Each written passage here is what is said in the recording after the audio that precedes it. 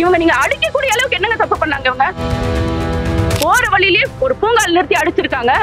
அப்புறம் திரும்ப காவல் நிலையத்துல வச்சு இரும்பு ராடால அடிச்சிருக்காங்க. நாங்க இதை எப்படி சும்மா விடுவோம்னு நீங்க நினைக்கிறீங்க? கதவை தள்ளிட்டு உள்ள வரணும்னு என்னங்க இருக்கு? அவங்க 2 பேரும் போனதுதான் எனக்கு ரொம்ப கவலையா இருந்தது. அவர் வந்து எங்க ஓடி போயிருக்கிறாருங்க?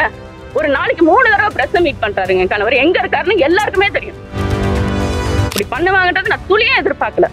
என் கணவரை அசிங்கப்படுத்த வேண்டும் என்பதற்காகவே ஆளும் கட்சி செயல்படுவதாக நாம் தமிழர் கட்சியின் தலைமை ஒருங்கிணைப்பாளர் சீமானின் மனைவி கயல்விழி குற்றம் சாட்டியுள்ளார். சென்னை நீலாங்கரையில் உள்ள அவரது வீட்டின் முன்பாக செய்தியாளர்களை சந்தித்த அவர், தங்கள் வீட்டில் போலீசார் அத்துமீறி நடந்து கொண்ட விவகாரத்தை எளிதாக விடமாட்டோம் என கூறினார்.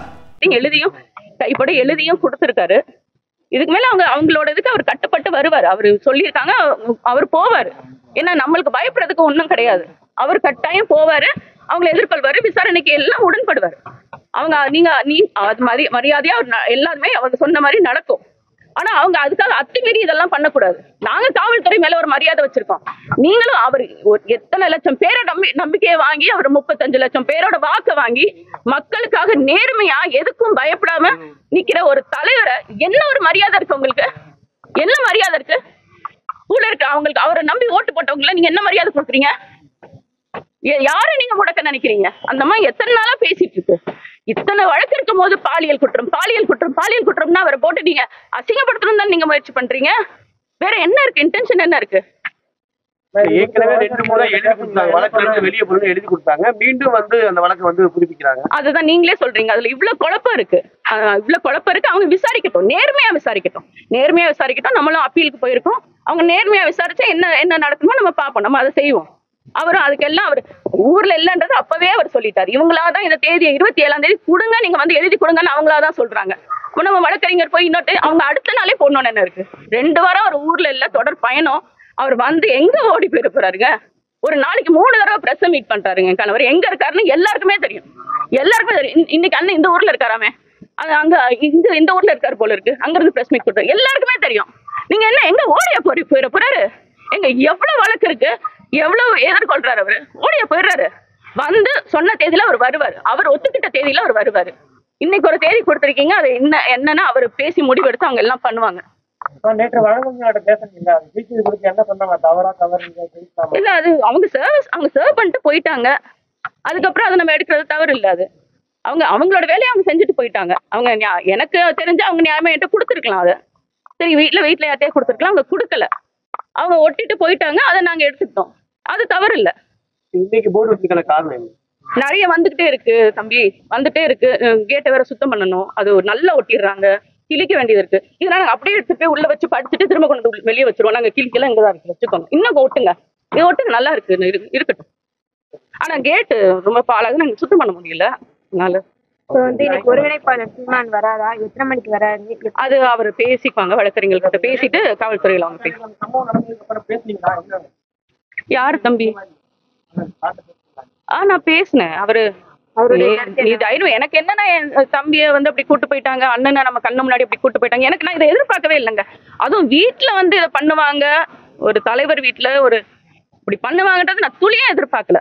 அவங்க நம்மளுக்கு ஒன்றும் அடிப்பணிஞ்சு போவேன்னா, நேர்மையா நடந்துக்கிட்டா போதும், சரியா நடந்துக்கிட்டீங்கன்னா போதும். உங்க மேல நாங்க மரியாதை வச்சிருக்கோம், அதே மரியாதை நீங்க எங்களுக்கு கொடுக்கணும்ல. சரியா நடந்துக்கிட்டீங்கன்னா போதும். நான் நேற்று சொன்னேன், அவர் நீ கவலைப்படாது. எனக்கு அவங்க 2 பேரும் போனதுதான் எனக்கு ரொம்ப கவலையா இருந்தது. அது அவங்களோட இன்டென்ஷனும் தான் நம்மளை மென்டலி டிஸ்டர்ப் பண்ணோட பிரவீன் வந்து அதை பண்ணிட்டாரு, டிஸ்டர்ப் பண்ணாரு. என்ன பண்ணாரு? அவரை பண்ண முடியல, என்ன பண்ணாரு? ஆனா நான் இரவு வரைக்கும் காத்திருந்தேன், அவர் எப்படியாவது அவங்க 2 பேரும் வந்துருவாங்கன்னு நினைச்சிட்டு இருந்தேன். அது நடக்கல. பாப்பா, இனி நம்ம நீதிமன்றத்து மேல முழுமையான நம்பிக்கை வச்சு நம்ம வழக்கறிஞர்கள் கிட்ட கேட்டு ஏற்கனவே ஒரு புகார் கொடுத்துருக்கோம். வீட்டுல இருந்த ஒரு தம்பி வந்து அதை பார்த்த ஒரு தம்பி வந்து புகார் கொடுத்துருக்காரு. பேசிட்டு அதுக்கப்புறம் நான் கொடுக்கறதா என்னன்னு நான் பேசிட்டு முடிவு. அப்படி பண்றதாதான் இருக்காங்கன்னு சொல்றீங்க. இப்ப அதிகாரிகளுக்கு யார் அழுத்தம் கொடுக்கறதா நீங்க நினைக்கிறீங்க? அழுத்தம் கொடுக்கக்கூடிய இடத்துல இருக்கிறவங்க தான் அழுத்தம் கொடுத்துட்டு இருக்காங்க. அது தெளிவா. பிரவீன் ராஜேஷோட எப்படி பாக்குறீங்க? அவரு வந்து ஏற்கனவே வந்து அந்த ராஜீவ் காந்தி அது அப்படி சொல்றாங்க. எனக்கு அதுக்கும் இதுக்கும் தொடர்பு இருக்கான்னு தெரியல. ஆனா வந்து அவரு ஏதோ ஒரு பர்சனல் மோட்டோ தான். நேத்து அவர் வந்தது மீடியால தான் நான் பாக்குறேன். அவர் அங்க இருந்து வரும் போதே ஏதாவது நான் தான் பெண் தான், அவரோட மனைவி தான் வீட்டுல இருக்கேன்னு தெரியும். நீங்க அப்படி எதுக்கு வரணும்? நீங்க மட்டும் கூட வந்திருக்கலாம், என்கிட்ட பேசியிருக்கலாம்.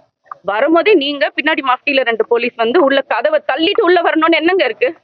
என்ன நாங்க கதவை பூட்டியா வச்சிருக்கோம்? நாங்க என்ன கதவை திறக்க மாட்டோம்னு சொல்றோம், உங்ககிட்ட பேச மாட்டோம்னு சொல்றோமா? நாங்க என்ன சொன்னோம்? இல்ல நீங்க எனக்கு புரியல. நீங்க அந்த அந்த அந்த மாதிரி நீங்க அதை எதிர்கொண்டிருக்கவே தேவையில்லை, அது மாதிரி நடந்திருக்கவே தேவையில்லையே. அவங்களுக்கு காயமா இருந்தா மருத்துவமனையில அனுமதிக்கப்பட்டிருக்காங்க. ஆமா ஆமா ஆமா ஆமா